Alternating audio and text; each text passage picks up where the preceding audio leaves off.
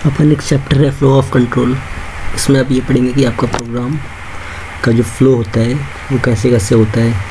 जैसे एक नॉर्मल जो आपने पहले पढ़ा होगा उसमें एल्गोरिथम में कि प्रोग्राम का जो फ्लो होता है वो सिक्वेंशियल जनरली होता है कि हमने कोई वैल्यू इनपुट ली, फिर उसको कैलकुलेट किया, फिर उसको आउटपुट किया, तो एक सीक्वेंस बाय सीक्वेंस जा रहा है।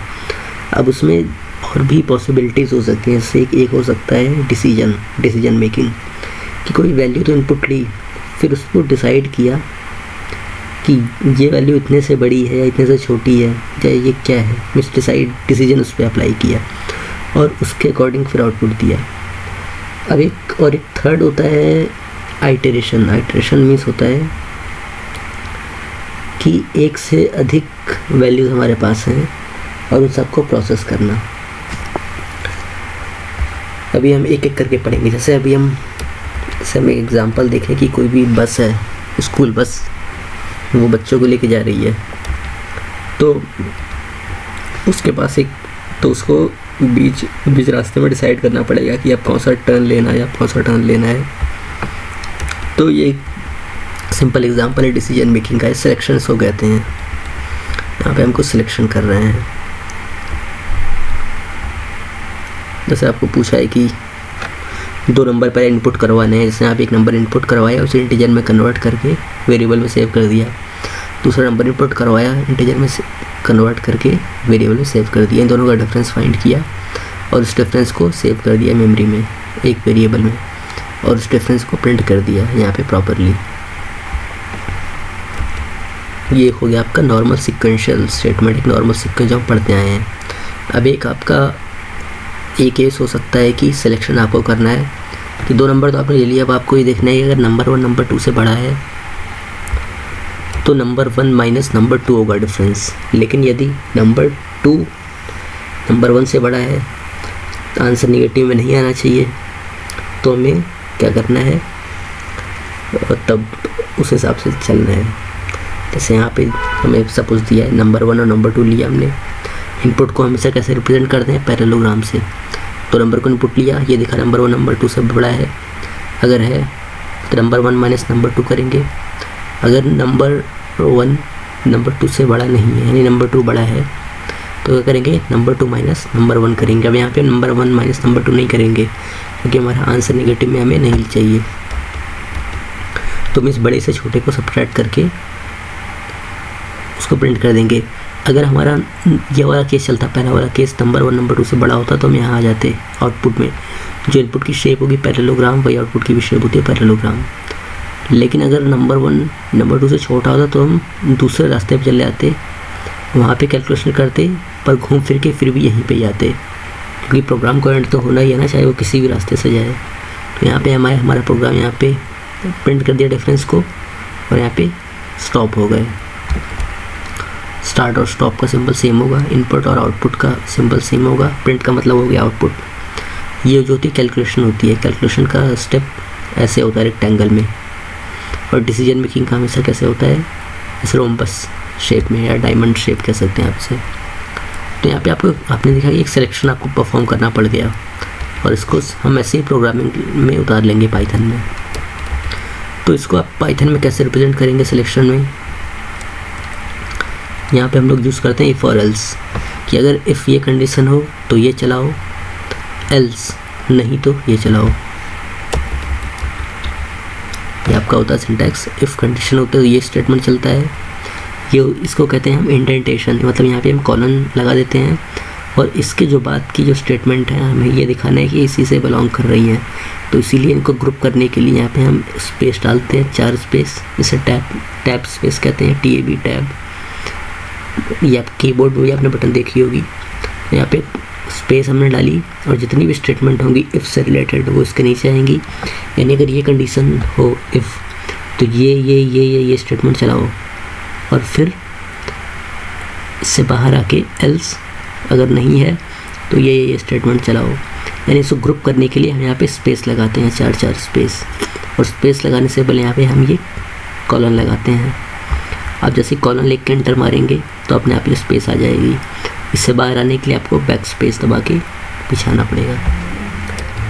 सर जैसे सपोज़ आपको ये बताना है कि कोई भी व्यक्ति वोट देने के लिए योग्य है या नहीं है। तो कैसे बताते हैं कि अगर 18 वर्ष या उससे ऊपर है कोई, तो वो वोट दे सकता है भारतीय देश में। यदि उससे नीचे है तो वोट नहीं दे सकता। तो पहले क्या करेंगे, यूजर से कहेंगे इनपुट इंटर योर एज, वो इनपुट करेगा, वो स्ट्रिंग फॉर्म में आएगा, उसको इंटीजर में कन्वर्ट करेंगे, कन्वर्ट करके वेरिएबल में सेव कर लेंगे। फिर ये देखेंगे कि उसकी एज 18 से बड़ी है या बराबर है, तो हमारा ये डिजायर्ड कंडीशन है, हम चाहते हैं कि 18 से बड़ी है या बराबर है, तो प्रिंट कर दो एलिजिबल टू वोट, एल्स नहीं तो प्रिंट कर दो नॉट एलिजिबल टू वोट। ये होता है आपका। इसमें ऐसा नहीं है केवल एक ही लाइन, एक ही स्टेटमेंट होगी, इसमें यहाँ पे और भी बहुत कुछ प्रिंट कर सकते थे या जो भी करना कर सकते थे। एल्स में भी यही होता। यहाँ पे देखिए जो आपसे पहले पूछा है उसने कि एलिजिबल टू वोट है या नहीं है, तो आपको इफ़ में वो कंडीशन डालें, मतलब जो हम चाहते हैं वो इफ़ में डालेंगे, जो नहीं चाहते वो एल्स में डालेंगे।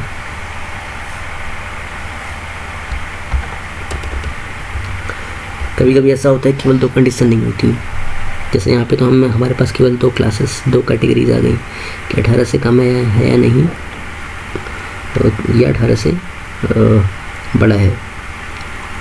कभी कभी हमारे पास एक से अधिक कंडीशन आ जाती हैं। जैसे सपोज़ किसी ने हमसे पूछ लिया कि अगर 33 से, यदि 33 से या के बराबर या 33 से कम नंबर है मार्क्स किसी के स्टूडेंट के, तो फेल है। ये इफ़ में आ गया आपका।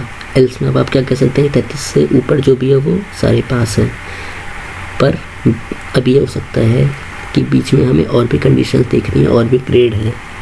जैसे आगे यदि 33 से बड़ा है बट 50 से नीचे है, यानी एक तो हो गया इफ़ 33 से नीचे, तो क्या हो गया, फेल। एल्स, अब आप एल्स में आ गए 33 से बड़े पे, लेकिन अब उसमें आप दूसरा इफ़ लगा रहे हैं। एल्स इफ़ 33 से तो बड़ा है, ठीक है, बट अगर 50 से कम नंबर है उसके, तो ये ग्रेड आएगी। अब उसके बाद भी कंडीशन आ सकती है यदि ऐसा नहीं है। एल्स, यदि ऐसा नहीं है पर, एल्स इफ़ 50 से 70 है तो दूसरी ग्रेड, फिर 70 से 80 दूसरी ग्रेड।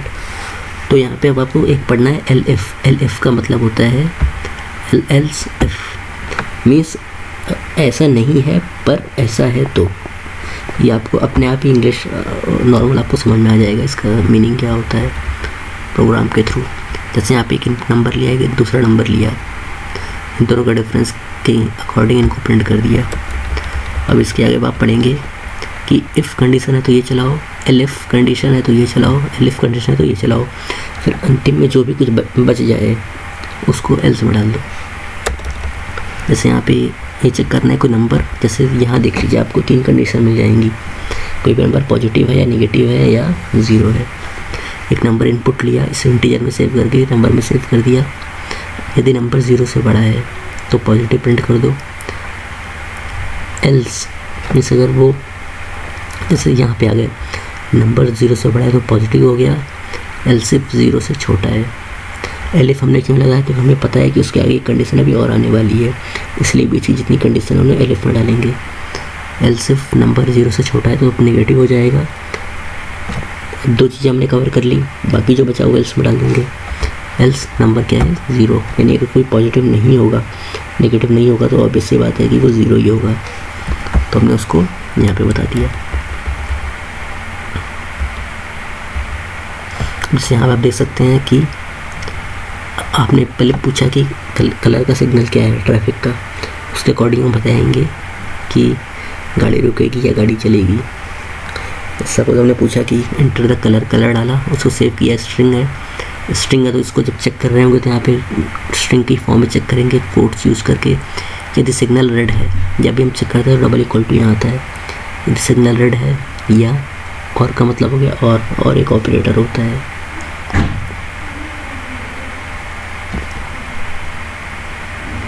तो यहाँ पे हमने इसको अकॉर्डिंग चेक कर लिया, यदि सिग्नल रेड है या सपोज़ किसी ने इनपुट किया रेड सिग्नल को, तो वो स्मॉल में भी इनपुट कर सकता है RED या कैपिटल में RED कर सकता है। तो हमें दोनों केसेस को कवर करने हैं, क्योंकि यूज़र को यहाँ पे फ्रीडम है, यूज़र जो चाहे वो डाले, बट हमें उस अकॉर्डिंग चलना होगा यहाँ पे।